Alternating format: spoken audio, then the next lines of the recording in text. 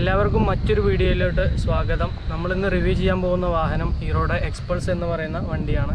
2010 hero Honda എന്നുള്ള കമ്പനികൾ രണ്ടും വേർതിരിഞ്ഞത്.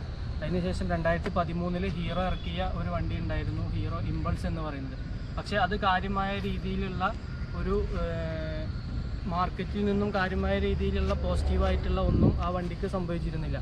കാരണം ആ വണ്ടി ഇറക്കിയ സമയം മോശം എന്ന് തന്നെ പറയാം. അതുകൊണ്ട് ഇമ്പൾസ് ഒരു 2016 കൂടിയിട്ട് ഇമ്പൾസിൻ്റെ പ്രൊഡക്ഷൻ നിർത്തുകയും 2017 കൂടിയിട്ട് 2016 തന്നെ അതിൻ്റെ സെയിൽ അവസാനിപ്പിക്കുകയും ചെയ്തിരുന്നു. പക്ഷേ 2019 ഹീറോ എക്സ്പൾസ് എന്ന് പറയുന്ന ഒരു വണ്ടി അവതരിപ്പിച്ചിരുന്നു. ഹീറോ എക്സ്പൾസ് ആണ് നമ്മുടെ കൂടെ ഇന്ന് റിവ്യൂ ചെയ്യാനുള്ളത്. അപ്പോൾ വണ്ടി ഓടിച്ചു നോക്കിയിട്ടുള്ള കാര്യങ്ങളും വണ്ടിയുടെ മറ്റു പെർഫോമൻസും കാര്യങ്ങളും ഞാൻ ഈ വീഡിയോയിലൂടെ പറയാൻ ഉദ്ദേശിക്കുന്നത്. അപ്പോൾ നമുക്ക് നേരെ വീഡിയോയിലോട്ട് കിടക്കാം.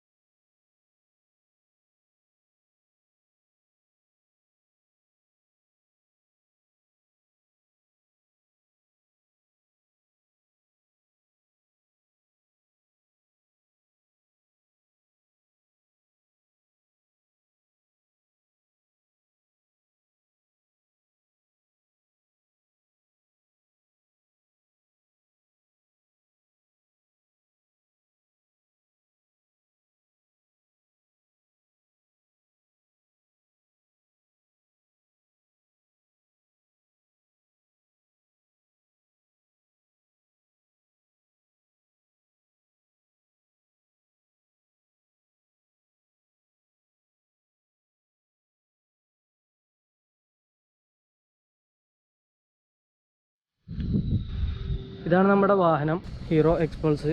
ഇതിൻ്റെ എൻജിൻ സ്പെസിഫിക്കേഷനെ കുറിച്ച് പറയുകയാണെങ്കിൽ 200 cc എയർ കൂൾഡ് 4 സ്ട്രോക്ക് എൻജിനാണ് ഈ വാഹനത്തിന് വരുന്നത്. സിംഗിൾ സിലിണ്ടർ OHC എൻജിനായിട്ടാണ് ഹീറോ പുതിയ എക്സ്പൾസിൽ അവതരിപ്പിച്ചിട്ടുള്ളത്. ഹീറോ എക്സ്പൾസ് BS4 നിന്നും BS6 വന്നപ്പോൾ ചെറിയ മാറ്റങ്ങൾ വന്നിട്ടുണ്ട്. കാറ്റലിറ്റിക് കൺവെർട്ടർ, അതുപോലെ തന്നെ അതിൻ്റെ എൻജിൻ ഗാർഡിൽ വന്നിട്ടുള്ള ചെറിയ മാറ്റം, അതേപോലെ റേഡിയേറ്റർ, അത്തരം കാര്യങ്ങളിൽ മാത്രം ചെറിയ ചെറിയ വ്യത്യാസങ്ങളാണ് ഹീറോ ഈ BS6 എക്സ്പൾസിൽ കൊടുത്തിട്ടുള്ളത്. പിന്നെ ഇതിൻ്റെ ഫ്രണ്ടിലോട്ട് വരികയാണെങ്കിൽ ഫ്രണ്ടിൽ LED ഹെഡ്ലൈറ്റ് ആണ് കൊടുത്തിട്ടുള്ളത്. ഈ LED ഹെഡ്ലൈറ്റിൻ്റെ ഡേ ടൈം റണ്ണിങ് ലൈറ്റുകൾ കൊടുത്തിട്ടുണ്ട്. LED ലൈറ്റ് നൈറ്റ് വിസിബിലിറ്റി വളരെ കുറവാണ്. ഞാൻ 2 വണ്ടി ഓടിച്ചതിലും BS4 യൂസ് ചെയ്തിട്ടുണ്ട്, BS6. പക്ഷേ ഇതിൽ വ്യത്യാസങ്ങളൊന്നും ഇതുവരെ ഹീറോ കൊണ്ടുവന്നിട്ടില്ല എന്നതുള്ളതാണ് മോശമായി പറയേണ്ട ഒരു കാര്യം. കാരണം ഇതിൻ്റെ നൈറ്റ് വിസിബിലിറ്റി വളരെ കുറവായിട്ടാണ് നമുക്ക് തോന്നുന്നത്. ഫ്രണ്ടിലെ മഡ് ഗാർഡാണ്. ഇതൊരു off road on road purpose ആയിട്ടാണ് ഈ വണ്ടി കൊടുത്തിട്ടുള്ളത്. അപ്പോൾ ഒരു ഡുവൽ പർപ്പസ് വണ്ടി എന്നുള്ള നിലക്ക് ഇതിൽ ഒരു ഓഫ് റോഡ് ലുക്കും കൂടി നൽകാൻ വേണ്ടിയിട്ടാണ് ഇത്തരത്തിലുള്ള ഒരു മഡ് ഗാർഡ് ഹീറോ അവതരിപ്പിച്ചിട്ടുള്ളത്. നമുക്ക് സിയറ്റിൻ്റെ ടയേഴ്സാണ് വരുന്നത്. ഓഫ് റോഡിലും ഓൺ റോഡിലും ഒരേപോലെ പെർഫോം ചെയ്യുന്ന തരത്തിലുള്ള ടയേഴ്സാണ് ഇതിൽ ഹീറോ കൊണ്ടുവന്നിട്ടുള്ളത്.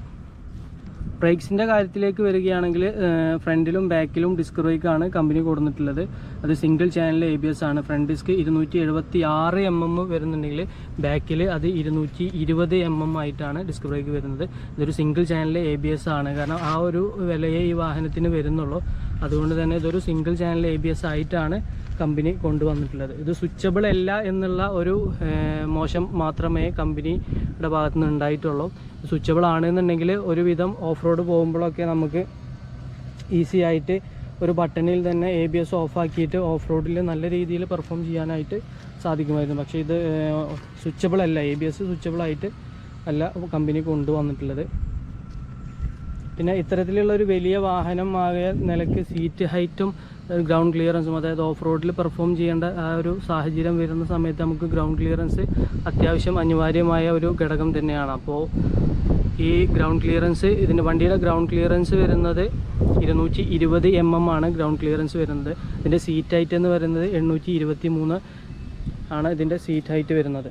മൊത്തത്തിൽ വണ്ടിയുടെ ടോട്ടൽ വെയ്റ്റ് എന്ന് പറയുന്നത് 157 കിലോഗ്രാമാണ് ഇതിൻ്റെ ടോട്ടൽ വെയ്റ്റ് വരുന്നത്. പിന്നെ സസ്പെൻഷൻ്റെ ഭാഗത്തേക്ക് വരികയാണെങ്കിൽ ഫ്രണ്ടിലെ സസ്പെൻഷൻ വളരെ സ്മൂത്താണ്, നല്ല ട്രാവൽ സസ്പെൻഷൻ തരുന്ന ഒന്ന് തന്നെയാണ്. ബാക്കിൽ 10 രീതിയിൽ നമുക്ക് അഡ്ജസ്റ്റ് ചെയ്യാൻ പറ്റുന്ന തരത്തിലുള്ള മോണോ ഷോക്ക് സസ്പെൻഷനാണ് റിയറിൽ അവർ കൊടുത്തിട്ടുള്ളത്. പിന്നെ ഫ്രണ്ടിലെ LED ഹെഡ് ലാമ്പ് പറഞ്ഞ പോലെ തന്നെയാണ് ബാക്കിൽ ബ്രേക്ക് ലൈറ്റും അവർ LED കൊടുത്തിട്ടുള്ളത്. ഇൻഡിക്കേറ്റേഴ്സ് മാത്രമാണ് ഇതിൽ ബൾബ് കൊടുത്തിട്ടുള്ളത്, ബാക്കിയുള്ള ലൈറ്റുകളെല്ലാം LED ആയിട്ടാണ് കൊടുത്തിട്ടുള്ളത്. പിന്നെ ഫ്രണ്ട് ഭാഗത്ത് എടുത്ത് പറയേണ്ടത് ഈ ഒരു വിൻഡ് ഷീൽഡിൻ്റെ കാര്യമാണ്. പക്ഷേ ഈ വിൻഡ് ഷീൽഡ് വെറും ഒരു കാണാൻ മാത്രമുള്ള ഒരു സാധനമായിട്ടാണ് നമുക്ക് വണ്ടി റൈഡ് ചെയ്യുമ്പോൾ തോന്നുന്നത്. ഒരു അഡ്വഞ്ചർ ബൈക്കായ സ്ഥിതിക്ക് എല്ലാ അഡ്വഞ്ചർ ബൈക്കിനും ഒരു വിൻഡ് ഷീൽഡ് വരുന്നുണ്ടല്ലോ എന്നുള്ള നിലക്ക് ഒരു വിൻഡ് ഷീൽഡ് വെച്ച പോലെ ഉണ്ട് ഈ ഒരു വിൻഡ് ഷീൽഡിൻ്റെ ഭാഗത്ത് നമുക്ക് നോക്കുമ്പോൾ. അതിന് കാര്യമായ രീതിയിലുള്ളൊരു പ്രയോജനമൊന്നും നമുക്ക് റൈഡ് ചെയ്യുമ്പോൾ തോന്നിയിട്ടില്ല. അത്തരം കാര്യങ്ങളൊക്കെ ഞാൻ വണ്ടി റൈഡ് ചെയ്യുന്ന സമയത്ത് ഞാൻ പറഞ്ഞു തരാം. പിന്നെ ഇതിൻ്റെ എൻജിൻ പവറിൻ്റെ കാര്യം പറയുകയാണെങ്കിൽ മാക്സിമം പവർ വരുന്നത് 18.08 PS, അതായത് 8500 RPM-ൽ 18.08 PS പവറാണ് ഇത് പ്രൊഡ്യൂസ് ചെയ്യുന്നത്. അത് BS4-ൽ നിന്നും അല്പം മാത്രമേ വ്യത്യാസം വന്നിട്ടുള്ളൂ. പുതിയ BS6-ൽ മാക്സിമം ടോർക്ക് വരുന്നത് 16.45 Nm ആണ് 6500 RPM-ൽ. അപ്പോൾ ഇനി നമുക്ക് നേരെ വണ്ടി ഓടിച്ച് നോക്കിയിട്ട് വണ്ടിയുടെ റൈഡിങ് കംഫർട്ടും കാര്യങ്ങളും ഒക്കെ എങ്ങനെയുണ്ട് എന്നുള്ള കാര്യത്തിലേക്ക് നമുക്ക് പോവാം. അപ്പോൾ ഇനി നേരെ വണ്ടി ഒന്ന് റൈഡ് ചെയ്ത് നോക്കാം. അപ്പോൾ ഗൈസ്, ഇതാണ് വണ്ടി. അപ്പോൾ വണ്ടി നമുക്ക് റൈഡ് ചെയ്തിട്ട് എങ്ങനെയുണ്ടെന്ന് നോക്കാം. അപ്പോൾ കീ ഓൺ ആക്കുന്നു. ഹാൻഡിൽ വരുന്നത് എൻജിൻ സ്വിച്ച് വരുന്നുണ്ട്, സെൽഫ് വരുന്നത്, ഇതിൽ ഡിമ്മ് ബ്രൈറ്റ് പാസും അതിൽ തന്നെ വരുന്നത്, പിന്നെ ടേൺ ഇൻഡിക്കേറ്റർ, ഹോണ്, ഇത് 3 വരുന്നത്. പിന്നെ മീറ്റർ ബോർഡിൽ വരുന്നത് എന്താണെന്ന് വെച്ച് കഴിഞ്ഞാൽ എൻജിൻ സ്വിച്ച് വരുന്നുണ്ട്, fuel gauge, odometer, trip meter, gear ഇൻഡിക്കേഷന്, ABS, ന്യൂട്രൽ, അത്തരം കാര്യങ്ങളാണ് വരുന്നത്. പിന്നെ ഇതിൽ എടുത്ത് പറയേണ്ട ഫീച്ചർ എന്താണെന്ന് വെച്ചാൽ നമ്മളെ ബ്ലൂടൂത്ത് കണക്ടിവിറ്റി വന്നിട്ടുണ്ട്. Turn by turn navigation system, അതായത് ഹീറോയുടെ ആപ്പ് നമ്മുടെ ഫോണിൽ ഗൂഗിൾ പ്ലേ സ്റ്റോറിൽ കയറിയിട്ട് ഡൗൺലോഡ് ചെയ്ത് കഴിഞ്ഞാൽ ആപ്പിൽ നിന്ന് നമുക്ക് ഹീറോയുടെ ആപ്പ് കിട്ടും. അത് ഫോണുമായി കണക്ട് ചെയ്ത് കഴിഞ്ഞാൽ നമുക്ക് നാവിഗേഷൻ സിസ്റ്റംസൊക്കെ മീറ്റർ ബോർഡിൽ നിന്ന് നമുക്ക് മനസ്സിലാക്കാൻ പറ്റും. അപ്പോൾ ഇതിൽ കിൽ സ്വിച്ച് ഓണാണ് കാണിക്കുന്നത്. അപ്പോൾ കിൽ സ്വിച്ച് ഓണാക്കാം. ഓക്കെ, ഇപ്പോൾ വണ്ടി സ്റ്റാർട്ടായി. ഞങ്ങൾ ആദ്യം നിന്നോടത്തുനിന്ന് പിന്നെ മഴ പെയ്തു ഫുള്ള് നനഞ്ഞു. അതിൽ പിന്നെ കുറച്ച് കഴിഞ്ഞിട്ടാണ് ഇപ്പോൾ റൈഡ് ചെയ്യാൻ വേണ്ടിയിട്ട് ഇറങ്ങിയത്. അപ്പോൾ ഞാൻ അത്യാവശ്യം ഹൈറ്റുള്ള കാരണം ഇത് സീറ്റ് ഹൈറ്റും വണ്ടിയുടെ ഹൈറ്റും എനിക്ക് അത്ര ബുദ്ധിമുട്ടായി തോന്നുന്നില്ല. ഞാനൊരു 6-ൻ്റെ അടുത്ത് ഹൈറ്റ് ഉണ്ട്. പക്ഷേ ഇത് വെയിറ്റ് വളരെ കുറവുള്ള വണ്ടിയായ കാരണം നമുക്ക് അങ്ങനെ ഹാൻഡിൽ ചെയ്യാനും കാര്യങ്ങളൊക്കെ സുഖമാണ്. അതുകൊണ്ട് അത്ര ഹൈറ്റിൻ്റെ ഒരു ബുദ്ധിമുട്ട് അങ്ങനെ ഫീൽ ചെയ്യില്ല. വണ്ടി റൈഡ് ചെയ്യുമ്പോഴും വെയിറ്റ് വളരെ കുറവാണ്. അപ്പോൾ നമുക്ക് റൈഡ് ചെയ്ത് നോക്കാം.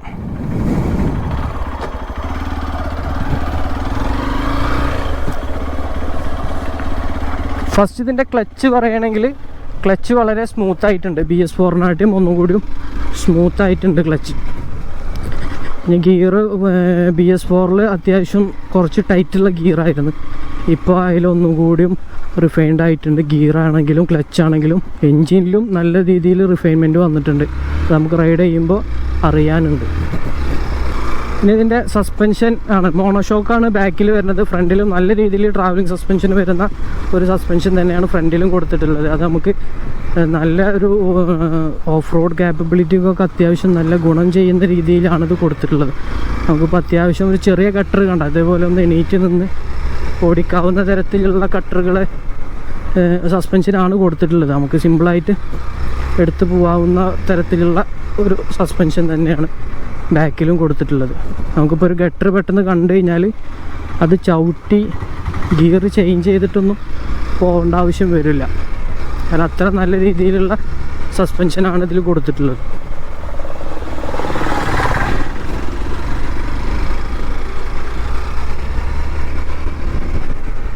കാരണം നമുക്കിങ്ങനെ സിമ്പിളായിട്ട് എന്നിട്ട് എണീറ്റ് നിന്ന് കൊടുത്തു കഴിഞ്ഞാൽ സിമ്പിളായിട്ട് എടുത്ത് പോകാവുന്ന തരത്തിലാണ് സംഗതി. നേരത്തെ പറഞ്ഞില്ല, എൻജിൻ വളരെ റിഫൈൻഡ് ആയിട്ടുണ്ട്. BS6 വന്നപ്പോഴത്തേക്കും വളരെ സ്മൂത്തായിട്ട് നമുക്ക് കൊണ്ടുപോകാം. നമുക്ക് ഹൈവേ ക്രൂസിംഗ് ഒന്ന് നോക്കി നോക്കാം.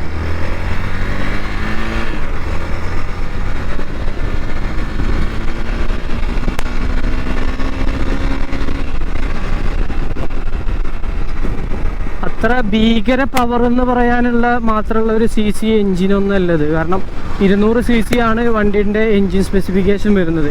പക്ഷേ 200 CC ഉള്ള മറ്റു വണ്ടികളെ വെച്ചിട്ട് ഒരിക്കലും ഈ വണ്ടി കമ്പയർ ചെയ്യരുത്.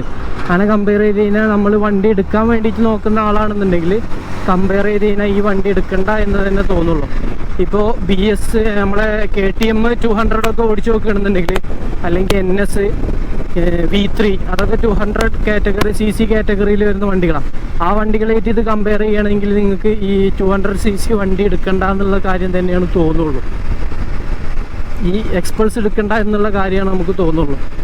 കാരണം പവർ കുറവാണ്. ഒരു 4th 5th ഗിയറിലൊക്കെ നമ്മൾ ക്രൂയിസ് ചെയ്യാൻ വേണ്ടിയിട്ട് ശ്രമിച്ചു കഴിഞ്ഞാൽ വണ്ടി അങ്ങോട്ട് കയറില്ല. എന്നെക്കൊണ്ട് പറ്റില്ല എന്നുള്ള തരത്തിലുള്ള ഒരു ബിഹേവിയറാണ് വണ്ടീൻ്റെ ഭാഗത്തു നിന്ന് വരുന്നത്. അതായത് നമ്മളിങ്ങനെ ത്രോട്ടിൽ കൊടുത്തിട്ട് എത്ര ത്രോട്ടിൽ കൊടുത്താലും വണ്ടി അങ്ങോട്ട് കയറി പോകാത്ത പോലത്തെ ഒരു ഫീലാണ്. നമ്മൾ വണ്ടി ഓടിക്കുന്ന ആളവിടെ ഒന്ന് പോയി തരുമോ എന്നുള്ളൊരു മൈൻഡായിരിക്കും അപ്പോൾ വണ്ടിക്ക്. അതുകൊണ്ട് പറ്റുന്നില്ല അതിനെ കൊണ്ടിട്ട് കയറാൻ. അത് ഹിമാലയൻ അങ്ങനെ ക്രൂയിസ് ചെയ്യാൻ താല്പര്യമുള്ള ഒരാൾക്കാരൊക്കെ ആണെന്നുണ്ടെങ്കിൽ ഞാൻ പറയുമ്പോൾ ഈ വണ്ടി എടുക്കാതിരിക്കണമായിരിക്കും നല്ലത്. നിങ്ങൾ ഹിമാലയൻ അല്ലെങ്കിൽ GS 310 ഒക്കെ നോക്കുന്നതായിരിക്കും ബെറ്റർ. ഈ വണ്ടി ഡെയിലി കമ്മ്യൂട്ടിങ്ങിന് ഉപയോഗിക്കാം. സിറ്റി ഡ്രൈവിനും നല്ല ഓപ്ഷൻ തന്നെയാണ് എക്സ്പൾസ്. ഈ 4th ഇട്ടിട്ട് ഓവർടേക്ക് ചെയ്യാന്ന് പറയുന്നത് വളരെ റിസ്ക് ഉള്ളൊരു കാര്യമാണ്. കാരണം അത് കയറില്ല വണ്ടി. നമ്മൾ വിചാരിച്ച രീതിയിലേക്ക് ചിലപ്പോൾ ആ വണ്ടിനെ ഓവർടേക്ക് ചെയ്ത് എത്തിക്കൊള്ളുന്നില്ല. ഇപ്പോൾ സെക്കൻഡിലാണ് വലിപ്പിക്കുന്നത്. കണ്ടോ, സെക്കൻഡ് വലിപ്പിക്കുമ്പോഴും ഒരു ലാഗ് വരുന്നത്, പവർ ലാഗ് നല്ല വരുന്നുണ്ട് വണ്ടിക്ക്. പിന്നെ അടുത്തത് പറയുന്നത് ഈ വണ്ടിയുടെ സീറ്റിംഗ് പൊസിഷനാണ്. സീറ്റിംഗ് പൊസിഷൻ വളരെ നല്ല സീറ്റിംഗ് പൊസിഷൻ തന്നെയാണ്. ഹാൻഡ്ലിംഗ് ആണെങ്കിലും ഒരു അപ്രൈറ്റ് ഹാൻഡ്ലിംഗ് പൊസിഷൻ അത്യാവശ്യം നമുക്ക് കംഫർട്ടായിട്ട് ഫ്രീ ആയിട്ട് നമുക്ക് റൈഡ് ചെയ്യാൻ പോകുന്ന തരത്തിലുള്ള ഒരു ഹാൻഡ്ലിംഗ് ആണ് കൊടുത്തിട്ടുള്ളത്. പക്ഷേ സീറ്റിങ്ങിൻ്റെ കുഷനിങ് ഒക്കെ ഒന്നും കൂടി ബെറ്റർ ആയിരുന്നു എന്നുള്ളൊരു തോന്നലുണ്ട്. കാരണം ഒരു 200 കിലോമീറ്ററൊക്കെ നമ്മൾ കണ്ടിന്യൂസ് ആയി ഓടിച്ചു കഴിഞ്ഞാൽ നമ്മൾ ശരിക്കും പട്ടി സീനാവണ പോലെ സീനാവും. കാരണം ബഡ്സൊക്കെ നല്ല രീതിയിൽ പെയിൻ ഉണ്ടാവും. കാരണം ഒരു നേരോ ഷേപ്പാണ് ഇവിടെ വന്നിട്ടുള്ളത്. ആ നേരോ ഷേപ്പിൽ വരുന്ന നമുക്ക് അത്രയും കംഫർട്ടായിട്ട് ഇരിക്കാൻ പറ്റിക്കോളുന്നില്ല. നേരെ കുറച്ച് നമ്മൾ ഓഫ് റോഡൊക്കെ കയറുന്ന രീതിയിലാണെന്നുണ്ടെങ്കിൽ നമുക്ക് ടാങ്കിൻ്റെ അവിടേക്ക് കയറി ഇരുന്നിട്ട് നമുക്ക് ഓഫ് റോഡൊക്കെ പോകാവുന്ന തരത്തിലാണ്. പിന്നെ ഈ ടാങ്കിൻ്റെ ഡിസൈനും ഈ നമ്മൾ 2 കാലും ടാങ്കിനെ ഹഗ് ചെയ്തിരിക്കുന്ന രീതിയിലുള്ള ഒരു ടാങ്ക് ഡിസൈനാണ്. അത് നമുക്ക് അത്യാവശ്യം ഓഫ് റോഡ് പോകുമ്പോഴൊക്കെ കാലുകൊണ്ട് തന്നെ വണ്ടിയെ കൺട്രോൾ ചെയ്യുന്ന ഒരു സമയം വരുമല്ലോ. അത്തരം രീതികളിലൊക്കെ ഈ ടാങ്ക് ഹഗ് ചെയ്തിട്ട് ഇങ്ങനെ കാല് കെടുക്കുന്നത് വളരെ ഈസി ആയിട്ട് തോന്നിയിട്ടുണ്ട് ഓഫ് റോഡ് കയറുന്ന സമയങ്ങളിൽ. നമ്മളെന്തായാലും ഈ വണ്ടിയായിട്ട് ഓഫ് റോഡ് പോകുന്നുണ്ട്. ഇപ്പോഴല്ല, എന്തായാലും ഒരു ഓഫ് റോഡ് വീഡിയോ നമ്മൾ ഈ വണ്ടിയായിട്ട് ചെയ്യുന്നുണ്ട്. നല്ലൊരു ട്രയൽസ് സ്ഥലം എവിടെയെങ്കിലും കിട്ടിക്കഴിഞ്ഞാൽ പോയിട്ട് ഞാൻ ഓഫ് റോഡ് ചെയ്യാം. നമ്മൾ ഈ ഹമ്പൊന്നും കയറുന്നത് അറിയുന്നില്ല, അത്രയും സ്മൂത്താണ് സസ്പെൻഷൻ. പിന്നെ ഇതിൻ്റെ ടയർ പറയുകയാണെങ്കിൽ നല്ല ടയേഴ്സാണ്. റോഡിൽ നല്ല പ്രസൻസും ഗ്രിപ്പും തരുന്ന ടയേഴ്സാണ് നമുക്ക് വരുന്നത്. എനിക്ക് ടയറിൻ്റെ ഭാഗത്തു നിന്നുള്ളൊരു നെഗറ്റീവ് എന്താണെന്ന് വെച്ച് കഴിഞ്ഞാൽ കോർണറിങ് എടുക്കുന്ന സമയത്ത് എനിക്ക് 2-3 വട്ടം ബാക്കൊന്ന് സ്കിഡായി പോയി. അതായത് നമ്മൾ നല്ല രീതിയിൽ കോർണറിങ് എടുക്കാനൊക്കെ ശ്രമിച്ചു കഴിഞ്ഞാൽ അപ്പോൾ ഒരു ഒന്ന് ബാക്ക് ഇങ്ങനെ ഒന്ന് ഫ്ലിപ്പായി പോണ പോലത്തെ ഒരു ഫീല് വന്നിട്ടുണ്ട്. ഇപ്പോൾ ഈ ട്രാഫിക്കിൻ്റെ ഇടയിൽ കൂടെ ഒക്കെ പോകുമ്പോഴും അത്യാവശ്യം നല്ല രീതിയിൽ നമുക്ക് ഇങ്ങനെ ഒരു ഡെയിലി കമ്മ്യൂട്ടിങ്ങിനൊക്കെ പറ്റിയ ഒരു സാധനമാണ്. പിന്നെ ഒരു ഹൈവേ ക്രൂയിസിങ് അങ്ങനത്തെ ഒരു ടൈപ്പ് വണ്ടി നോക്കുന്ന ഒരാൾ ഈ ഒരു എക്സ്പൾസ് എടുക്കണ്ട എന്ന് ഞാൻ പറയുള്ളൂ. അവർ നേരെ ഹിമാലയനിലേക്ക് അല്ലെങ്കിൽ GS 310 പോകുന്നതായിരിക്കും ഒന്നുകൂടി നല്ലത്. കാരണം എന്താ വെച്ചാൽ നമുക്ക് പെട്ടെന്ന് മടുത്തു പോകും വണ്ടി. ഈ വണ്ടി ഓടിച്ചു കഴിഞ്ഞാൽ പെട്ടെന്ന് മടുത്തു പോകും. വെറും കണ്ടിന്യൂസ് ആയിട്ട് ഹൈവേയിൽ ഓടിച്ചു കഴിഞ്ഞാൽ നമുക്ക് പെട്ടെന്ന് മടുത്തു പോകും. നേരെ കുറച്ച് ഹിമാലയനൊക്കെ ആണെന്നുണ്ടെങ്കിൽ ഒരു 100-110 നമുക്ക് സിമ്പിളായിട്ട് ക്രൂയിസ് ചെയ്ത് പോകാം. ഇതൊരു 80 ക്രൂയിസ് കഴിഞ്ഞ് കഴിഞ്ഞാൽ ഒരു 80 സ്പീഡിലൊക്കെ പോയി കഴിഞ്ഞാൽ പിന്നെ അത് ഓട്ടോമാറ്റിക്കലി വണ്ടിയുടെ ഫൂട്രസ്റ്റിൻ്റെ ഭാഗത്തുനിന്ന് ചെറിയ രീതിയിൽ വൈബ്രേഷൻ, അതേപോലെ നമ്മൾ ടാങ്കിൻ്റെ അടിഭാഗത്തുനിന്ന് ചെറിയ രീതിയിൽ വൈബ്രേഷനൊക്കെ വന്ന് തുടങ്ങുന്നുണ്ട്. പക്ഷെ നമുക്ക് ഹാൻഡിലുമൊക്കെ ഫീൽ ചെയ്യില്ല. പക്ഷെ ഒരു ഈ നേരത്തെ പറഞ്ഞ പോലെ വണ്ടി മതി, എന്നെ കൊണ്ട് പറ്റില്ല എന്നുള്ള രീതിയിലുള്ള ഒരു പെർഫോമൻസ് ആണ് പിന്നെ വണ്ടി തരുന്നത്. ഞാൻ ഹൈവേയിൽ ഓടിച്ച് നോക്കിയിരുന്നു. ഹൈവേയിലും ഈ പറഞ്ഞ പോലെ നമ്മൾ 100 എത്തിക്കുമ്പോഴത്തേനും BS4 അത്ര BS4 നമ്മൾ 100 എത്തിക്കാൻ വേണ്ടിയിട്ട് ത്രോട്ടിൽ കൊടുത്ത് വിടുമ്പോഴത്തേനും വണ്ടിയുടെ എൻജിൻ കിടന്ന് കരച്ചിൽ തുടങ്ങും. കരകര എന്നുള്ളൊരു സൗണ്ട് വരൽ തുടങ്ങും. പക്ഷേ ഈ ഒരു BS6 വന്നപ്പോഴത്തേനും അത്തരം ആ ഒരു എൻജിൻ്റെ റോറിങ് ഒക്കെ കുറേയൊക്കെ കുറഞ്ഞിരിക്കുന്നു. എൻജിൻ ഒന്നുകൂടി സ്മൂത്ത് ആയിട്ടുണ്ട്. പിന്നെ എന്താ വെച്ചാൽ ബ്രേക്കിംഗ് പറയുകയാണെങ്കിൽ അത്യാവശ്യം നല്ല രീതിയിലുള്ള ബ്രേക്കിംഗ് തന്നെയാണ്. മോശം എന്ന് പറയാനുള്ള തരത്തിലുള്ള ബ്രേക്കിംഗ് ഒന്നുമല്ല, അത്യാവശ്യം ഗുഡ് എന്ന് വിശേഷിപ്പിക്കാവുന്ന തരത്തിലുള്ള ബ്രേക്കിംഗ് തന്നെയാണ്. പിന്നെ ഇതിൻ്റെ സിംഗിൾ ചാനൽ ABS ആയതുകൊണ്ട് നമുക്ക് എന്താ പ്രശ്നം എന്ന് വെച്ച് കഴിഞ്ഞാൽ ഓഫ് റോഡ് പോകുന്ന സമയത്തൊക്കെ ABS ഓഫാക്കിയിടാനുള്ള ഒരു ഓപ്ഷനും ഇല്ല. അപ്പോൾ ABS ഓഫാക്കിയിടാനുള്ള ഓപ്ഷൻ ഉണ്ടെന്നുണ്ടെങ്കിൽ അത്യാവശ്യം സീനില്ലാണ്ട് നമുക്ക് ഓഫ് റോഡ് കയറി പോകും. പക്ഷേ ചില സമയങ്ങളിൽ ഫ്രണ്ട് ബ്രേക്ക് ഒരു കട്ടറൊക്കെ ചാടിക്കഴിഞ്ഞാൽ ഫ്രണ്ട് ബ്രേക്ക് ജാമാവുന്ന അല്ലെങ്കിൽ ഫ്രണ്ട് ബ്രേക്ക് കിട്ടാത്ത രീതിയിലുള്ള ഒരു സിറ്റുവേഷൻ വരുന്നുണ്ട്. പിന്നെ നമ്മളിപ്പോൾ ഹൈവേയിൽ ക്രൂസ് ചെയ്ത് പോകുമ്പോൾ ഈ പറഞ്ഞ പോലെ 6th ഗിയർ ഉണ്ടായിരുന്നെങ്കിൽ എന്നുള്ള ഒരു ഫീല് വരുന്നുണ്ട്. അതായത് 5th ഗിയറിലാണ് പോകുന്നത്, ഇനിയും ഒരു ഗിയർ ഉണ്ട് എന്നുള്ള തരത്തിൽ ഒരു ഫീല് വരുന്നുണ്ട്. ഇനി ഒരു ഗിയർ ഉണ്ട്, നമ്മളിങ്ങനെ ഇട്ട് നോക്കും, പക്ഷേ ഓൾറെഡി 5 ഗിയർ ഇട്ടിട്ടുണ്ടാവും. അത് ഈ ഒരു പവർ ലാഗിൻ്റെ ഒരു പ്രശ്നമാണത്, പെവറില്ലാത്തൊരു പ്രശ്നമാണ്.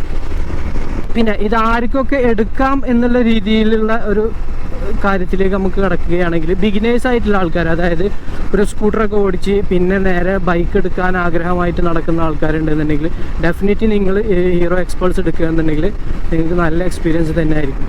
കാരണം അത്യാവശ്യം പവറുണ്ട്. ഒരു ബിഗിനർക്ക് സംബന്ധിച്ചിടത്തോളം പവർ ഈ വണ്ടി നൽകുന്നുണ്ട്. അത്യാവശ്യം നിങ്ങൾക്കൊരു വീക്കെൻഡ് ഔട്ടിങ്ങിന് പോകാനുള്ള ഒരു പോസിബിലിറ്റിയും ഈ വണ്ടി നൽകുന്നുണ്ട്. കാരണം ഇത് അത്രയും സ്മൂത്താണ്. ഓഫ് റോഡ് ക്യാപ്പബിലിറ്റി ഒക്കെ ഉള്ളൊരു വണ്ടി, അതും ഈ ഒരു ബഡ്ജറ്റിൽ 1.38 സംതിങ് 1.40 സംതിങ് ഒക്കെയാണ് ഇപ്പോൾ ഇതിൻ്റെ റേറ്റ്. ഈ ഒരു വിലക്ക് നമുക്ക് വണ്ടി കിട്ടുക എന്ന് പറയുമ്പോൾ തന്നെ അത് നല്ലൊരു സംഗതി തന്നെയാണ്. കാരണം ഇത്രയും ഫീച്ചേഴ്സുള്ള കാര്യങ്ങൾ, കാരണം മീറ്റർ കൺസോളിലാണെങ്കിലും ബ്ലൂടൂത്ത് കണക്ടിവിറ്റി കാര്യങ്ങളുള്ള വണ്ടി, സിംഗിൾ ചാനൽ ABS, ഫ്രണ്ടും ബാക്കും ഡിസ്ക്, അത്തരത്തിലുള്ളൊരു വണ്ടിയൊക്കെ ഈ ഒരു ചീപ്പ് റേറ്റിന് കിട്ടുക എന്ന് പറഞ്ഞു കഴിഞ്ഞാൽ നല്ല കിട്ടൽ തന്നെയാണ്. ഈ ഒരു വണ്ടി ഈ ഒരു പ്രൈസിനുള്ള മുതലുണ്ട് കേട്ടോ. കാരണം 1.40 കൊടുത്തിട്ട് ഈ ഒരു വണ്ടി എടുക്കുന്ന ആൾക്ക് അഫ്കോഴ്സ് ഡെഫിനറ്റ്ലി ഇത് നിങ്ങൾക്ക് ഒരു പ്രോഫിറ്റബിൾ ആയിട്ടുള്ള ഒരു പ്രൊഡക്റ്റ് തന്നെ ആയിരിക്കും. അപ്പോൾ ഞാൻ നേരത്തെ പറഞ്ഞല്ലോ, ഈ വണ്ടി ബിഗിനർ ആയിട്ടുള്ള ആൾക്കാർ എടുക്കുകയാണെന്നുണ്ടെങ്കിൽ നിങ്ങൾ എടുക്കുമ്പോൾ ആദ്യം ചിന്തിക്കേണ്ടത് ഇതൊരു അഡ്വഞ്ചർ ബൈക്കാണ്, അല്ലാണ്ട് ഒരു ഈ പറഞ്ഞ പോലെ ടൂറിങ് ബൈക്ക് പോലത്തെ ഒരു സാധനമാണ്. പക്ഷേ പവർ കുറവാണ്. നിങ്ങളൊരു R15-നേറ്റോ KTM-നേറ്റോ ഒക്കെ നിങ്ങൾ ഹൈവേ ക്രൂസിങ്ങിനൊക്കെ നിന്ന് കഴിഞ്ഞാൽ ചിലപ്പോൾ ഒരു പക്ഷേ ഇത് എത്തിക്കോളുന്നില്ല. കാരണം അതിന് മാത്രമുള്ള ഒരു കഴിവൊന്നും പടച്ചോൻ കൊടുത്തിട്ടില്ല, മാത്രമല്ല ഹീറോയും കൊടുത്തിട്ടില്ല. പിന്നെ എൻ്റെ വീഡിയോ കാണുന്ന വല്ല പേരൻ്റ് ഉണ്ടെന്നുണ്ടെങ്കിൽ, അതായത് രക്ഷിതാക്കളാണ് എൻ്റെ വീഡിയോ കാണുന്നുണ്ടെന്നുണ്ടെങ്കിൽ, എൻ്റെ മകൻക്ക് ഈ ഒരു വണ്ടി എടുത്തു കൊടുക്കാൻ താല്പര്യമുണ്ട്, അല്ലെങ്കിൽ എൻ്റെ മകൾക്ക് ഈ ഒരു വണ്ടി എടുത്തു കൊടുക്കാൻ താല്പര്യമുണ്ടെന്നുണ്ടെങ്കിൽ ഡെഫിനറ്റ്ലി നിങ്ങൾക്ക് ഈ വണ്ടി എടുത്തു കൊടുക്കാം. കാരണം സേഫാണ്, സെക്യൂറാണ്, വലിയ ആഡംബരമായ രീതിയിലുള്ള പവറോ കാര്യങ്ങളോ ഇല്ല. ബ്രേക്കിംഗ് ആണെങ്കിലും നല്ല രീതിയിലുള്ള ബ്രേക്കിംഗ് വരുന്നുണ്ട്. എല്ലാം കൊണ്ടും ഈ വണ്ടി ഒരു ബിഗിനർ ഫ്രണ്ട്ലി വണ്ടിയാണ്, മാത്രമല്ല ബഡ്ജറ്റ് ഫ്രണ്ട്ലിയാണ്. പിന്നെ ഫ്യൂൽ എക്കോണമി പറയുകയാണെങ്കിൽ 40 കിലോമീറ്ററാണ് കമ്പനി പറയുന്നത്, പക്ഷെ 43 കിട്ടുന്നവരും ഒക്കെ ഉണ്ട്. അതായത് ഒരു 10,000 കിലോമീറ്ററൊക്കെ കഴിഞ്ഞപ്പോഴും 40 എബോവ് ഒക്കെ മൈലേജ് കിട്ടുന്ന ആൾക്കാരും ഉണ്ട്. പിന്നെ ഇതിൻ്റെ സൈലൻസർ ഡിസൈന് ചിലർക്കൊക്കെ സംശയം ഉണ്ടായേക്കാം, ഇത് ബുദ്ധിമുട്ടാകുമോ, മുകളിലേക്ക് പൊന്തി നിൽക്കുന്ന ടൈപ്പല്ലേ, പില്ലിയണിൽ ഇരിക്കുന്ന ആൾക്ക് ചൂട് വരാൻ ചാൻസ് ഉണ്ടോ എന്നൊക്കെ. പക്ഷെ അത് എനിക്ക് തോന്നുന്നു സിറ്റിയിൽ ഓടിക്കുമ്പോൾ പില്ലിയൺക്ക് 2-3 തവണ ഇത് ഫീൽ ചെയ്തിട്ടുണ്ട്. ബാക്കിൽ സൈലൻസർ ഹീറ്റ് ആവുന്ന തരത്തിൽ തോന്നിയിട്ടുണ്ട് കാര്യങ്ങൾ. ഇപ്പോൾ ഈ കോർണറിങ് ഒക്കെ എടുക്കുന്ന സമയത്ത് കൊടുത്തു കഴിഞ്ഞാൽ ഒരു ബാക്ക് വീലൊന്നുകൊണ്ട് ഫ്ലിപ്പാവും. അത് ഭയങ്കര ഡേഞ്ചറാണ്. അത് ഈ ബാക്ക് വീല് ചെറുതും ഫ്രണ്ട് വീലും വലുതുമായാലുള്ള ഒരു കോപ്പം. അങ്ങനെ കൊടുക്കണം എന്താ വെച്ച് കഴിഞ്ഞാൽ ഓഫ് റോഡിങ് സംഗതികൾക്ക് വേണ്ടിയിട്ടാണ് അങ്ങനെ കൊടുക്കുന്നത്. പക്ഷെ അത് ഈ കോർണറിങ് എടുക്കുന്ന സമയത്തൊക്കെ വളരെ ബുദ്ധിമുട്ടുണ്ടാക്കുന്നുണ്ട്. അത് ബാക്ക് ഒന്ന് സ്ലിപ്പായി പോകുന്നുണ്ട്. അത് മൺസൂൺ സീസണിലും കൂടി ആയിക്കഴിഞ്ഞാൽ അടപടലെ മൂഞ്ചും, റോട്ടിൽ വരച്ച് വീഴും നമ്മൾ. പിന്നെ ഈ ഒരു വാഹനത്തിൽ ലുക്കിന് മാത്രം വെച്ചിട്ടുള്ള ഒരു 2 സാധനങ്ങളുണ്ട്. ഒന്ന് ഈ നെക്കിൾ ഗാർഡ്. ഈ നെക്കിൾ ഗാർഡ് എന്തിനാന്ന് വെച്ചാൽ വീണ് കഴിഞ്ഞാൽ നമ്മുടെ ലിവേഴ്സിനൊന്നും ബ്രേക്ക് ലിവറിനും ക്ലച്ച് ലിവറിനും കാര്യമായിട്ടുള്ള രീതിയിൽ ഒന്നും സംഭവിക്കാതിരിക്കാൻ വേണ്ടിയിട്ടാണ് ഈ നെക്കിൾ ഗാർഡ് വെക്കുന്നത്. പക്ഷേ ഈ നെക്കിൾ ഗാർഡൊന്നും അത്രത്തോളം ക്വാളിറ്റി ഉള്ളതൊന്നുമില്ല, അത്രത്തോളം ഉറപ്പുള്ളതൊന്നുമില്ല. ജസ്റ്റ് ഒന്ന് സ്റ്റാൻഡും വന്ന് ചെരിഞ്ഞ് കഴിഞ്ഞാലും പൊട്ടാവുന്ന രീതിയിലുള്ള ഒരു ക്വാളിറ്റി തന്നെയാണ് ഈ 2 നെക്കിൾ ഗാർഡിന് കൊടുത്തിട്ടുള്ളത്. പിന്നെ വന്നിട്ടുള്ളത് എന്താണെന്ന് വെച്ചാൽ ഈ സാധനമാണ്. ഇതെന്തിനോ ഇത് ഒരു മാതിരി പ്രഹസനം തീർക്കാൻ വെച്ച പോലത്തെ ഒരു സാധനമുണ്ട്, പോലത്തെ ഒരു വിൻഡ് ഷീൽഡായിട്ട് എനിക്ക് തോന്നി. ഇതുകൊണ്ട് ഒരു ഉപകാരം കാര്യങ്ങളൊന്നും ഇല്ല. ഉള്ള വിൻഡ് തട്ടിയിട്ട് മുഖത്തേക്ക് വരിക എന്നല്ലാതെ വിൻഡ് സ്പ്ലിറ്റ് ആയിട്ട് പോകുന്നൊന്നുമില്ല ഈ ഒരു സാധനത്തിൽ നിന്ന്.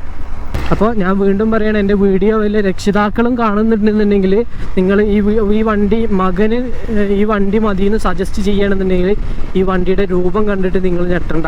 ആ രൂപത്തിന് മാത്രമുള്ള ഒരു പെർഫോമൻസ് ഒന്നും ഈ വണ്ടിയിലില്ല. സേഫായിട്ട് സെക്യൂറായിട്ട് പോകുന്ന തരത്തിലുള്ള പവറും കാര്യങ്ങളൊക്കെ തന്നെയുള്ളൂ.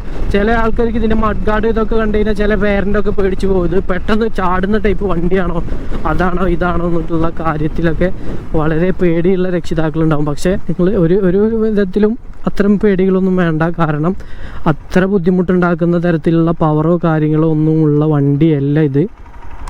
അപ്പോൾ നമുക്കിപ്പോൾ എന്തായാലും വണ്ടി സൈഡാക്കിയിട്ട് ഞാൻ നേരത്തെ പറയാത്ത ഒന്ന് 2 കാര്യങ്ങളുണ്ട്, അതും കൂടി ഞാനൊന്ന് പറഞ്ഞുതരാം. ഞാൻ നേരത്തെ പറഞ്ഞിരുന്നു ഈ വണ്ടിയുടെ BS6 വന്നുള്ള മാറ്റം എന്താണെന്ന് വെച്ച് കഴിഞ്ഞാൽ ഈ സൈലൻസറിൻ്റെ മാറ്റമാണ്. സൈലൻസർ ആദ്യം ഇതിലൂടെ ആയിരുന്നു വന്നിരുന്നത്, ഇപ്പോൾ അത് താഴത്തു കൂടെയാണ് വന്നത്, എൻജിൻ്റെ താഴത്തു കൂടെയാണ് വന്നിട്ടുള്ളത്. അതിലൊരു കാറ്റലിറ്റിക് കൺവേർട്ടറും വന്നിട്ടുണ്ട്. പിന്നെ എൻജിൻ കവിള് വന്നിട്ടുള്ളത് സൈലൻസറും കൂടി കവർ ചെയ്തിട്ടാണ്. പക്ഷേ അടിയിൽ കൂടെ സൈലൻസർ കൊടുത്തിട്ടുണ്ട് എന്ന് വെച്ചിട്ട് ഗ്രൗണ്ട് ക്ലിയറൻസിൽ മറ്റു രീതിയിലുള്ള മാറ്റങ്ങളൊന്നും വന്നിട്ടില്ല എന്നുള്ളതാണ് ഞാൻ പറഞ്ഞത്. ഈ ഒരു ലുക്കാണ്, ഈ ഒരു മഡ് ഗാർഡും കാര്യങ്ങളും ഒക്കെ ഇങ്ങനെ നിൽക്കുന്നത് കണ്ടിട്ട് ചില രക്ഷിതാക്കൾ ഈ വണ്ടി എടുത്തു കൊടുക്കാൻ പേടിക്കും, നമ്മളെ മക്കൾക്ക് എടുത്തു കൊടുക്കാൻ പേടിക്കും. കാരണം അത് വലിയൊരു പവറുള്ളൊരു ഭീകര വാഹനം പോലെയൊക്കെ ചില രക്ഷിതാക്കൾക്ക് തോന്നും. കാരണം ഞാൻ ആദ്യമായിട്ട് ഇമ്പൾസ് എടുക്കുന്ന സമയത്തും എനിക്ക് ഫീൽ ചെയ്തത്, ഞാൻ ആദ്യമായിട്ട് ഇമ്പൾസ് ആയിരുന്നു എൻ്റെ കയ്യിലുണ്ടായിരുന്ന ആദ്യത്തെ വണ്ടി. അതെടുക്കുമ്പോൾ ഈ സെയിം ഫീൽ തന്നെയായിരുന്നു. കാരണം ഇമ്പൾസിൻ്റെ ഒരു രൂപം കണ്ടു കഴിഞ്ഞാൽ അത്യാവശ്യം പവറുള്ള ഒരു വണ്ടിയാണ്, ഇതെന്തൊക്കെ ചെയ്യാൻ പറ്റുന്ന രീതിയിലുള്ള ഒരു വണ്ടിയാണെന്നുള്ളൊരു തോന്നലൊക്കെ ആർക്കും വരും. പക്ഷെ അത് ഓടിച്ചു കഴിഞ്ഞാൽ അതിൻ്റെ പവർ എത്രത്തോളം ഉണ്ട് എന്നുള്ളത് അറിയുള്ളൂ. അതേ രീതിയിൽ തന്നെയാണ് ഇപ്പോൾ ഈ എക്സ്പൾസും വന്നിട്ടുള്ളത്. 200cc കാറ്റഗറി എന്ന് പറയാൻ ഈ വാഹനത്തെ പറ്റില്ല, ഒരു 150cc കാറ്റഗറിയിൽപ്പെട്ട ഒരു വാഹനം എന്നേ ഈ വണ്ടിയെ നമുക്ക് പറയാൻ പറ്റുള്ളൂ. അപ്പോൾ ഗൈസ്, ഇത്രയൊക്കെയാണ് ഹീറോ എക്സ്പൾസിനെ കുറിച്ചിട്ടുള്ള കാര്യങ്ങൾ. അപ്പോൾ നിങ്ങൾക്ക് വീഡിയോ ഇഷ്ടപ്പെട്ടു എന്ന് വിചാരിക്കുന്നു. ഇഷ്ടപ്പെട്ടു എന്നുണ്ടെങ്കിൽ വീഡിയോ ലൈക്ക് ചെയ്യുക, ചാനൽ സബ്സ്ക്രൈബ് ചെയ്യുക. പിന്നെ നിങ്ങൾക്ക് ഈ വാഹനത്തെക്കുറിച്ച് എന്തെങ്കിലും സംശയങ്ങളും കാര്യങ്ങളും ഉണ്ടെന്നുണ്ടെങ്കിൽ എൻ്റെ ഇൻസ്റ്റാഗ്രാമിൽ നിങ്ങൾക്ക് ഡയറക്റ്റായിട്ട് മെസ്സേജ് അയക്കാവുന്നതാണ്. ഇൻസ്റ്റാഗ്രാമിൻ്റെ ലിങ്ക് ഞാൻ ഡിസ്ക്രിപ്ഷനിൽ കൊടുക്കാം. അതിൽ നിങ്ങൾ കമൻറ്റിൽ രേഖപ്പെടുത്തി കഴിഞ്ഞാൽ ഞാൻ തീർച്ചയായിട്ടും റിപ്ലൈ തരുന്നതാണ്. അപ്പോൾ നമുക്ക് അടുത്തൊരു വീഡിയോയിൽ കാണാം. അതുവരേക്കും ബൈ, സീ യു.